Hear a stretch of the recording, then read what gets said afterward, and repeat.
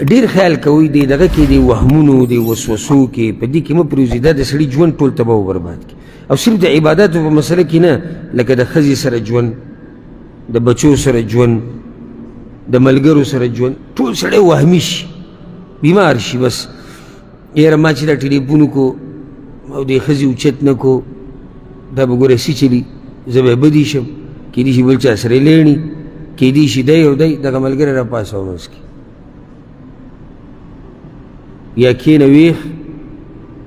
او یا پرېږده ښه د بچو سره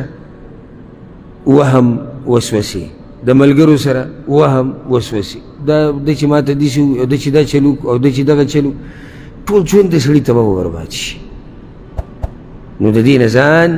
لرې ساتئ او په دې مه هېرېږئ چې یاره د شیطان چې ما ته وسوسه راځي الله به ما راونیسي دا د الله رحم دی چې الله موږ په دې نه رانیسي ځکه چې زموږ په اختیار کې نه ده خو هله به ما ورته ځان ګناهګارو